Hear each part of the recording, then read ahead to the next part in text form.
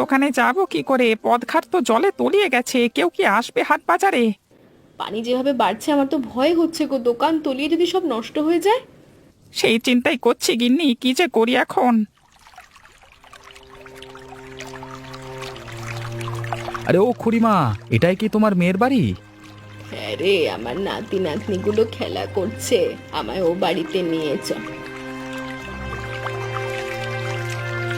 মা মা দেখো কে এসেছে আমাদের বাড়িতে। ঠাকুমা দেখছি। ও ঠাকুমা, তুমি এতদিন পর এলে? আরে সত্যি তো, মা এসেছে দেখছি আমাদের বাড়িতে। আরে আমি এলাম এই বৃষ্টিতে, বানের দিনে এসে তোদের বিপদে ফেললাম না তো? আরে কি যে বলেন না মা, আপনি আসায় আমরা আরো খুশি হয়েছি।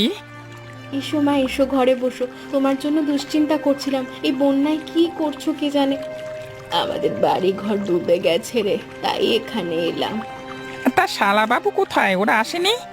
বিমলকে নিয়ে ওর বাপের বাড়ি গেছে, তাই উপায়ান্ত না দেখে আমায় আসতে হলো। ও এই কথা, বউ এসে এখনই আমার ভাইটাকে হাত করে ফেলেছে। বেশ, ওদের পাই একদিন এই হতভাগীকে আমি ঝেঁটাপেটা করব। এ খুড়িমাকে অধিকার যেতে দিও না দিদি, বৌদিটা ভালো নয়, খুব খারাপ ব্যবহার করে ওনার সাথে। সে আর আমি দিচ্ছি না, মা এখন থেকে আমার কাছেই থাকবে। এবার তবে আমি যাই, হ্যাঁ? এদিকে আমার পরিবার আশ্রয় কেন্দ্রে অপেক্ষা করছে। যাও ভাই, সাবধানে থেকো।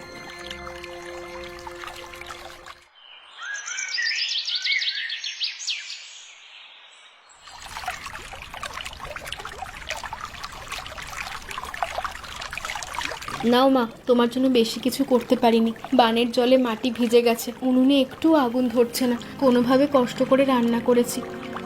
সে কি গিন্নি, তাহলে কালকে থেকে কিভাবে রাঁধবে? দিনে দিনে এই জল তো আরো বাড়বে। সে চিন্তাই করছি, জল না কমলে যে বিপদ হবে। এত চিন্তা করিস না, আমি তোকে একটা মাটির উনুন বানিয়ে দেব, ওতে রান্না করবি, সব জায়গায় নিয়ে যেতে পারবে। এমন উনুন আছে নাকি বানের জলে ভিজবে না? মাটি ভিজলেও তো উনুন ভিজে যাবে। তাছাড়া উনুন এক জায়গা থেকে অন্য জায়গায় নিয়ে যায় কিভাবে? ওটা তো মাটিতে বসানো থাকে। আছে অনেক ধরনের, আমি কাল বানিয়ে দেব। তাহলে তো ভালোই হয়, আমার রান্নার কষ্ট কমবে। সেজন্য কি কি লাগবে বলো, আমি জোগাড় যন্ত্র করব। একটা গামলা মাটির আর কিছু কাদা মাটি, বাকি আমি করব। যাক, রান্না বান্নার সমস্যা তবে সমাধান হয়েছে, কিন্তু আমি মরছি আমার দোকানের চিন্তায়। দোকান না চললে যে সংসার চলবে না। কেন বাবা, বন্যার দিনে কি ভালো খাওয়া দাওয়া করবে না? এখন তো মানুষের চাল ডাল লাগবে। কিন্তু এ জলে তো দোকান খোলা যাবে না মা, তাছাড়া দোকানটাও তলিয়ে যাচ্ছে, ওখানে যে কে যাবে সওদা কিনতে? তাহলে এক কাজ করো, সব জিনিসপত্র বাড়িতে নিয়ে আসো, মানুষের বাড়ি বাড়ি গিয়ে বিক্রি করো। মাথায় নিয়ে এত সব জিনিসপত্র বাড়ি বাড়ি ঘোরা যাবে না মা, আর উপর পথঘাটও ভালো নেই। মাথায় নিয়ে নয়, কলা গাছের ভেলায়, না হলে কাঠের নৌকায় বিক্রি করো। মা বুদ্ধিটা মন্দ দেয়নি, একটু ভালো করে ভেলা বানালে ওখানেই তুমি দোকানের কাজকর্ম করতে পারবে। মায়ের বুদ্ধিটা আমারও মনে ধরেছে, আমি কালকে থেকেই ভেলায় বেচা কেনা শুরু করব। হ্যাঁ ও বাবা, আমিও তোমার সাথে ভেলায় চড়বো, আমাকে সাথে নিয়ে যাবে তো? তাহলে আমি বাকি থাকবো কেন, আমিও যাব। ঠিক আছে ঠিক আছে, আগে ভেলাটা বানিয়ে নি, তার আগে কালকে সকালে দোকানে যেতে হবে। জলে ভেজবার আগেই জিনিসপত্রগুলো বাড়িতে নিয়ে আসবো। সে নিয়ে তুমি চিন্তা করো না, আমরাও যাব তোমার সাথে দোকানে, তাহলে সব কাজ তাড়াতাড়ি হবে। সে কাল দেখা যাবে, এখন তাড়াতাড়ি খেয়ে নে, প্রদীপের তেল শেষ হয়ে আসছে।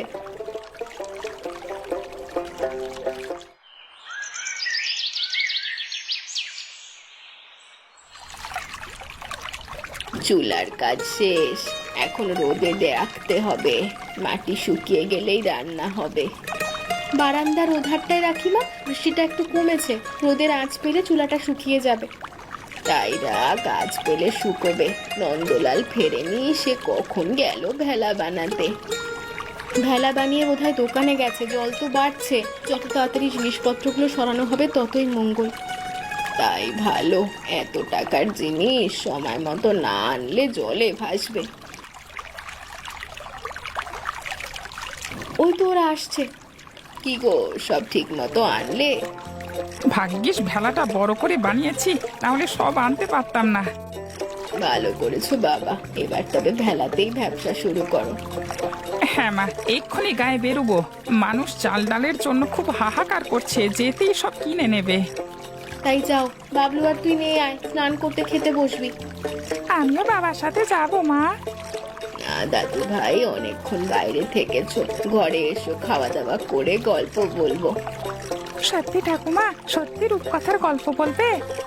বলবে ক্ষণ, এখন তাড়াতাড়ি আয়, তোদের খাইয়ে আমি অন্য কাজে বসবো।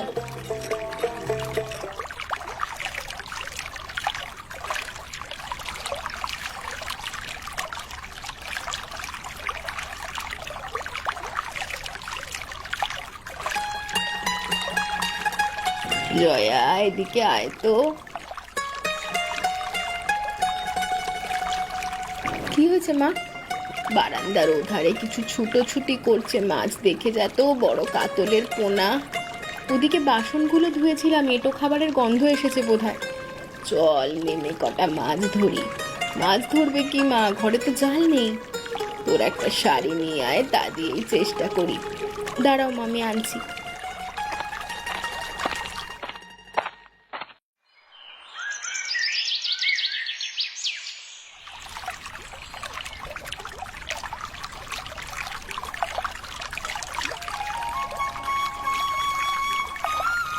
হ্যাঁ গো মা, চুলাটা বানিয়ে খুব ভালো হয়েছে। দেখো কিভাবে আগুন জ্বলছে। মাটিতে রান্না করলে এখনো আগুন জ্বালাতে পারতাম না। হ্যাঁ রে, এই চুলায় এখন তাড়াতাড়ি রাঁধতে পারবি? ঝড় বাদলে খুব কাজ দেয় একটা। ও ঠাকুমা, পাতির তরকারি তো শেষ হয়ে গেছে, আর কিছু দেবে? এই তো মাছ ভাজি নিয়ে এসেছি, নাও মা, সবাইকে মাছ দাও।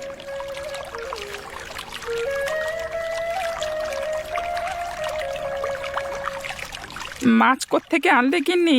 আমি তো মাছ কিনিনি।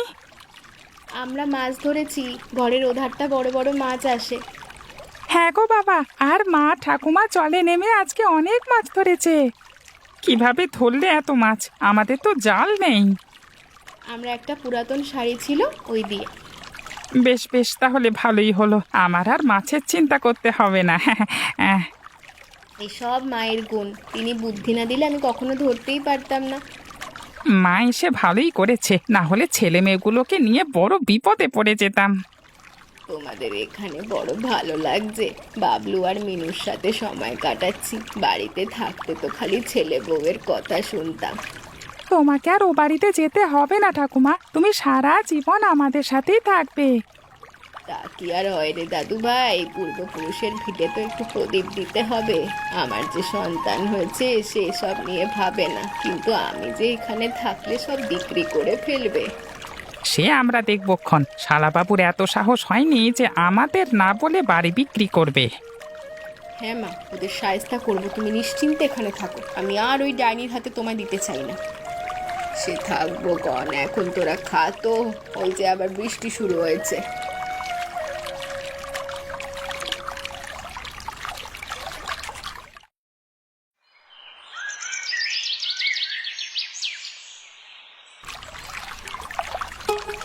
ও দিদি, দেখো জলে কেমন মাছ ছোটাছুটি করছে। হ্যাঁ রে, চল গিয়ে ধরি। মাছ ধরা রেখে পড়তে বস মিনু, ও কাজের জন্য তোদের লাগবে না।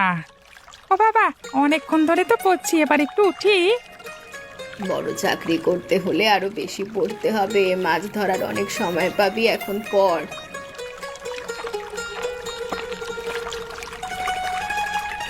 ওগো, রাতের জন্য কি রান্না করবো? মাছ ছাড়া তো কিছু নেই। তাই রান্না করো, তাছাড়া আর কি খাবো? কদিন ধরে মাছ খেতে খেতে মুখের স্বাদ চলে গেছে, একটু শাক সবজি হলে ভালো হতো।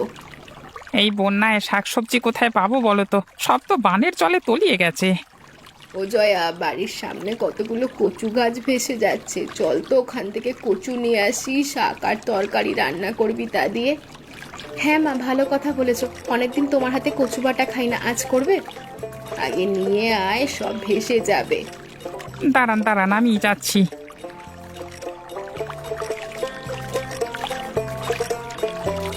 যাক, আজকে একটু ভালো মন্দ খাবো, সব মাছ খেতে আর ভালো লাগে না, বুঝলে মা? হ্যাঁ রে জয়া, ওই মানুষগুলো কে জল ভেঙে এদিকে আসছে? ও মা, তো দেখছি দাদা আর বৌদি। কি বলিস, বিমল এসেছে? মা, মা আমরা চলে এসেছি।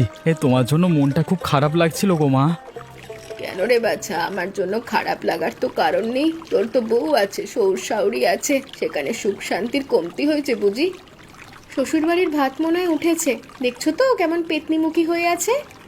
তোমার বাড়িতে এসেছি বলে এত কথা শুনে না ঠাকুরজি, বিপদে পড়েছি দেখেই এসেছি। বিপদ? কি বিপদ?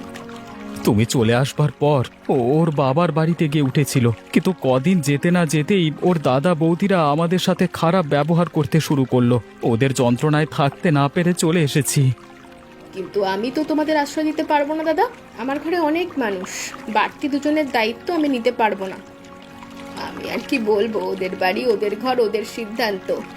তবে আমরা কোথায় থাকবো? আশ্রয় কেন্দ্রে জায়গা নেই। ও ঠাকুরজি, তুমি এত কঠোর হইও না, তুমি তাড়িয়ে দিলে আমরা যে না খেয়ে থাকবো। এটা মায়ের কাছে গিয়ে বলো, তিনি এখন সংসারের গুরুজন। ও মা, আমরা তোমার উপর অনেক অত্যাচার করেছি, তুমি আমাদের ক্ষমা করে দাও। আর কখনো তোমার অবাধ্য হব না, তোমার সাথে আমরা আজীবন থাকতে চাই মা। মা কি সন্তানের ওপর রাগ করে থাকতে পারে? ঠিক আছে বৌমা, আমি ক্ষমা করলাম। আর শোন জয়া, ওরা কদিন বাড়িতে থাকবে। ঠিক আছে, তোমার সঙ্গে ভালো ব্যবহার করে তবে এখানে ঠাঁই পাবে, না হলে শ্বশুরবাড়ির লোকদের মতো আমিও বের করে দেবো। না না, আমি আর কোনো উল্টোপাল্টা কাজ করব না, এখন থেকে তোমার সব কথা মেনে চলবো।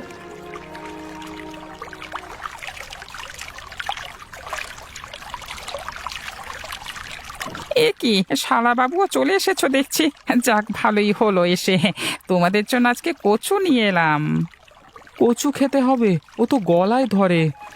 ধরবে না বাছা, আমি এখন করে রাঁধবো, যেমন টেরই পাবে না কচু না অন্য কিছু।